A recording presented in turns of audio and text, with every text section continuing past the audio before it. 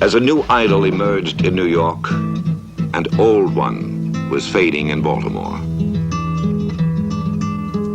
For 11 years, John Unitas had been the quarterback of the Baltimore Colts. He had carried them to 2 championships, and his fluid grace on the football field was all the color he had ever needed to make himself a hero. But last season, with a sore throwing arm, he could do little and was reduced to a bench warmer. Instead of Unitas, the man leading the Colts was Earl Morrall, a gypsy quarterback who had worked without distinction for 4 other teams before coming to Baltimore. But for the Colts, Morrall summoned up all his powers. He summoned up the skills everyone thought he had forgotten. He acquired those he seemed never to have had.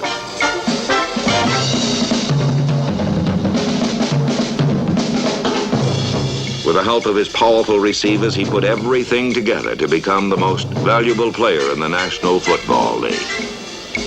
Morrall's accurate passing put points on the scoreboard, and that is all Coach Don Shula needed because nobody scored much against the Colts. They battered every opponent into complete submission with a defense that tied the all-time league record for the fewest points allowed in a season.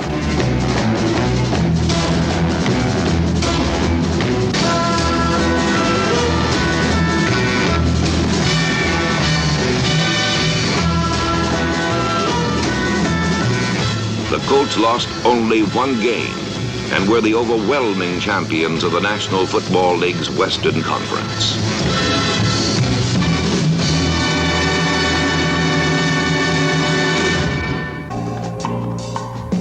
On December 29th at New York Shea Stadium, Joe Namath riddled the Oakland Raiders with 3 touchdown passes and led the Jets to a surprising victory and the championship of the American Football League.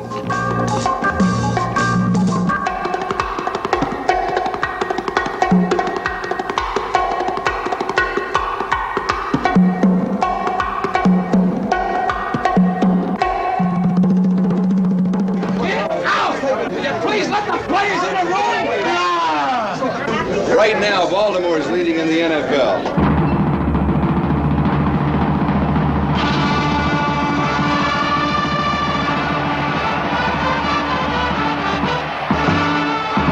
Come on, killer, get him, baby!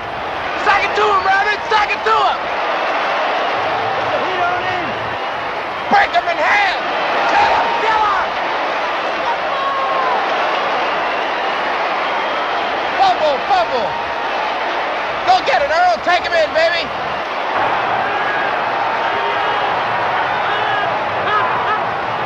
Take him home, Earl! Pick one off! Dig it out, Willie! Dig it out! Dig it out, baby! Let's go, Rabbit! In! Let's go! He's in there!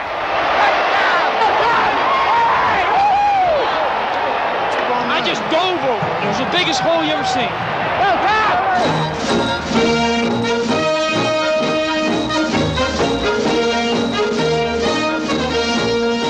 Baltimore's victory over Cleveland in the NFL championship was so impressive that all the men of football were convinced that the mighty Colts would win easily against the young Jets in Miami's Super Bowl.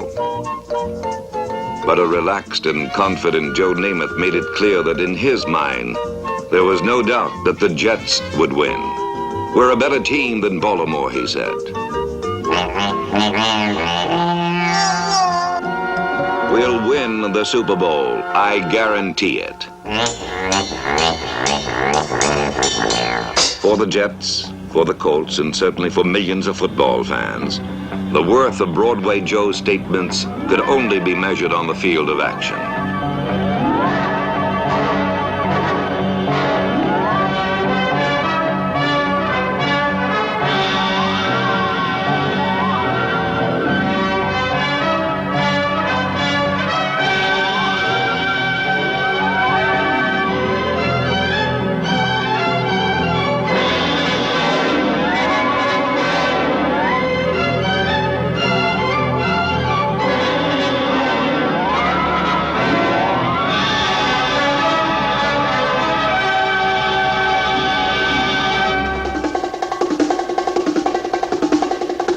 Baltimore's defense started the championship game as if they would settle the issue very quickly. They hammered down the New York runners and boxed in Namath's receivers.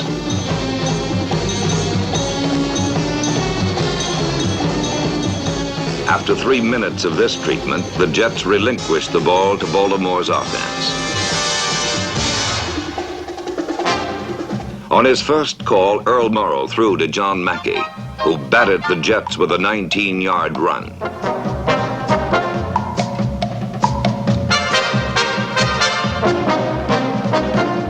Morrall then turned to his ground game. Tom Maddy, number 41, and Jerry Hill, number 45, powered the Colts past midfield.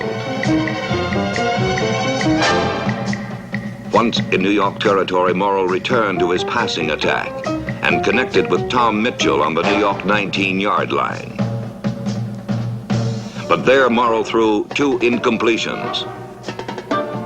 And on third down, he was pressured out of his passing pocket and was forced to run for no gain. Baltimore wasted its first scoring opportunity when Lou Michaels missed a field goal from the 27. On the final play of the first period, Lenny Lyles, number 43, gave Baltimore a second chance when he knocked the ball from George Sauer, and the Colts recovered on the Jets' 12. The first quarter belonged to the Colts, but in the second quarter, with Baltimore pressing for a score, the feeling of the game changed suddenly. It changed on the one accomplishment which most often reverses the trend in a football game: the denial of a sure touchdown. From the Jet 6, Morrall passed to Tom Mitchell. The ball caromed off Mitchell's shoulder pads and into the hands of New York's Randy Beverly. For the second time, the Colts squandered a scoring chance, but even more significant, they lost control of the game. Joe Namath used Beverly's interception as the springboard for a brilliantly executed 80-yard touchdown drive. On 3 successive running plays, Namath sent Matt Snell into the spongy right side of the Colt defense.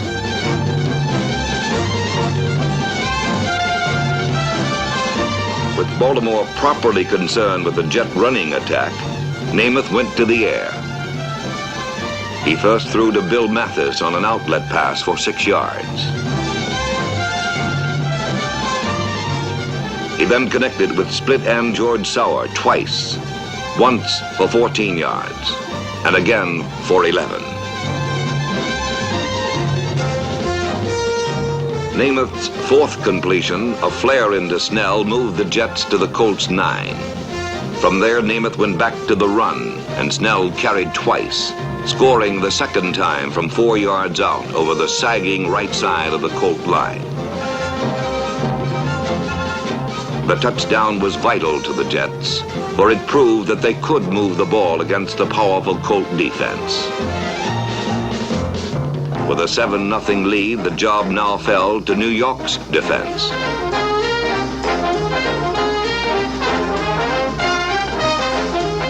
Throughout the second quarter, the talented Colts constantly threatened to score, but never did. They moved the ball handily, but each time they arrived at the gates of the end zone, the Jets produced a drive-stopping effort.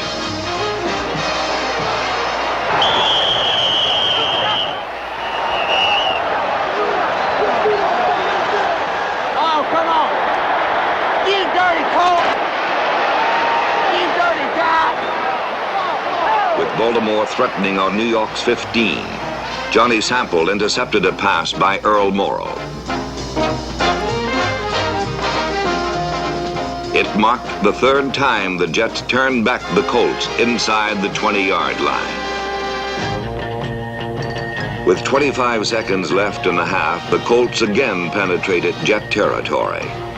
This time, Morrall called for a bit of razzle-dazzle that he had used successfully earlier in the season. 4 months before against the Atlanta Falcons, the play resulted in a touchdown pass from Morrall to flanker Jimmy Orr.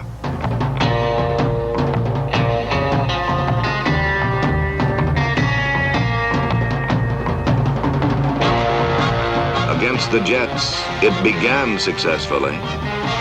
But Morrall's pass to fullback Jerry Hill fell short and was intercepted by Jim Hudson.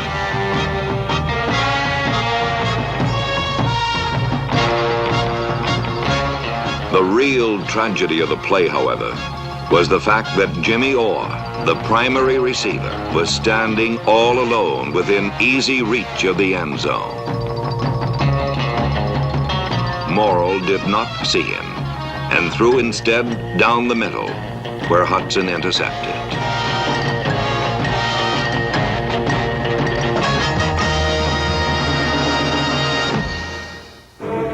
The first half ended with the Jets ahead 7-0, and Baltimore's precision and power, so evident on the icy turf of Cleveland's Municipal Stadium, seemed to be melting away under the warm Florida sun.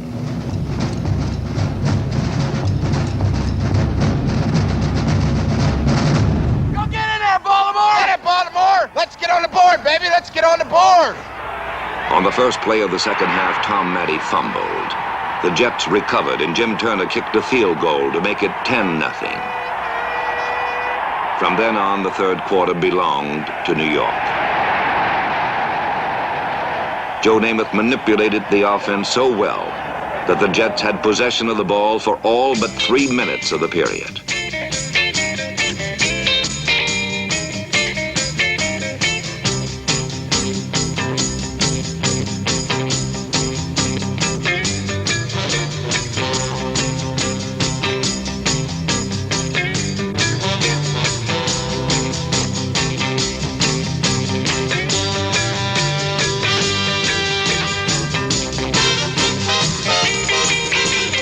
Namath called about half the plays at the line of scrimmage and read Baltimore's shifting defense like an old pro. Namath's quick arm nullified Baltimore's fearsome blitz, and his accurate passes to George Sauer, number 83, consistently punctured the Colts' pass defense.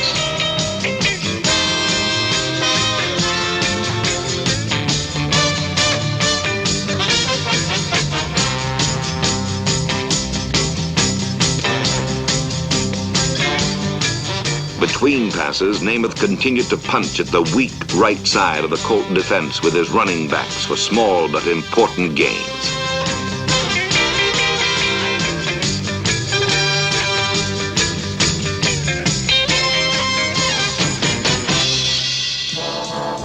The third quarter was dying, and so were the Colts. The Jets' margin was small, but definite. Joe Namath was enjoying one of his finest days. Earl Morrall was not. Late in the period, Jim Turner kicked a field goal to give New York a 13-point lead. We get another score, though. We need another score. Can't let him get the big return. All right, Tank, let him get it through there. I would have got you in the middle, Tank, but I wanted to go with that 37, see? It doesn't matter. That's why I know that, but I would have, you know. If it had been the game thing, I might have went that way.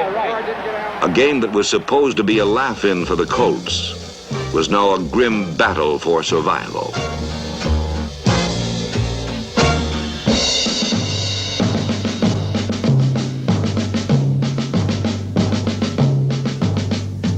At this point, Don Shula replaced Earl Morrall with a man whose reputation was built fighting and winning such battles. With John Unitas, rested Baltimore's only hope of victory.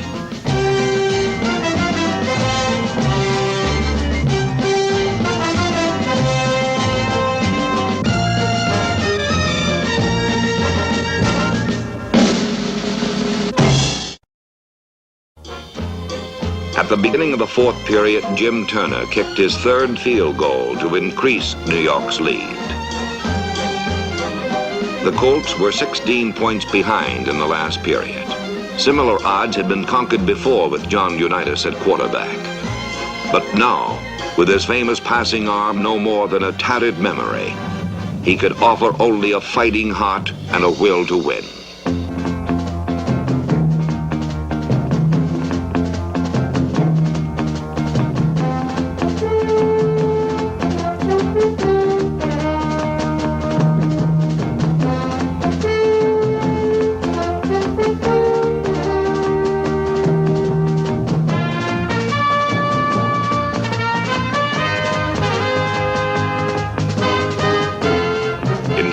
the presence of their old champion, the Colts finally did what they were supposed to do, did what they were capable of.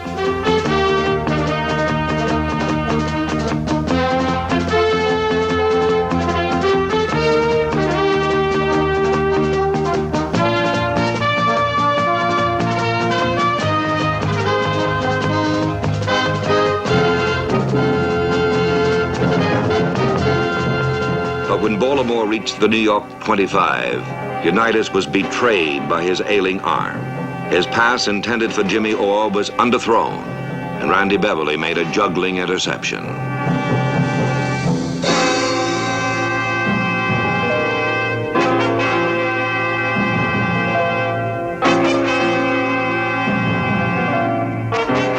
For the Colts, it was a frustrating culmination to a good drive.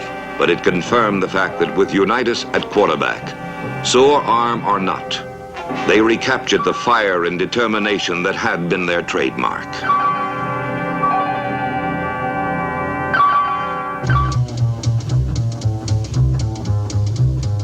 Unruffled by the appearance of the old master, Joe Namath marshaled his team on a carefully considered, time-consuming march that carried the Jets into Colt territory.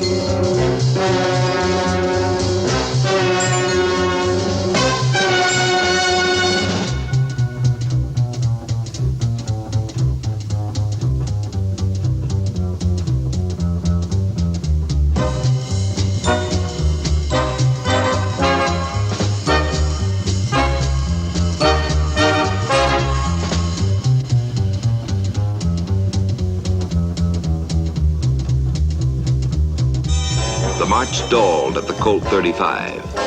But with the Jets ahead by 16 points, young Joe Namath was only 7 minutes away from being pro football's championship quarterback.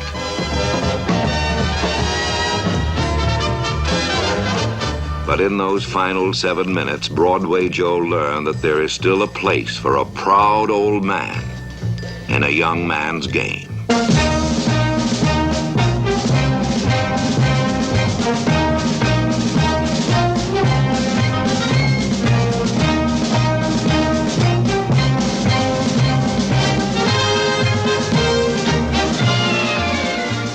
Across the darkening field of the Orange Bowl, John Unitas ignored his aching arm and pushed the Baltimore Colts to their first score.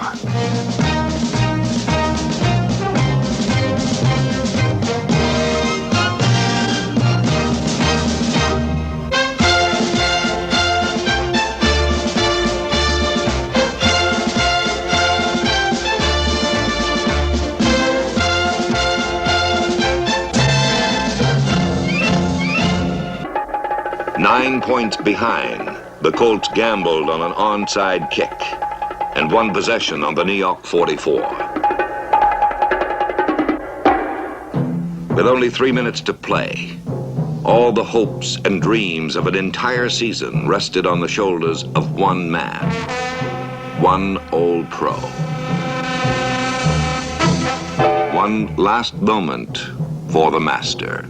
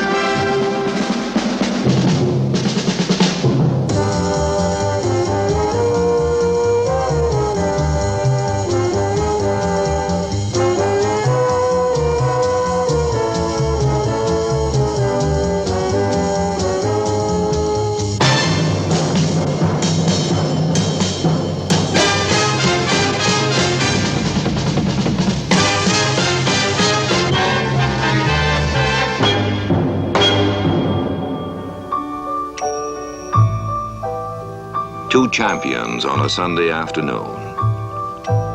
A new one as a quarterback. An old one as a man.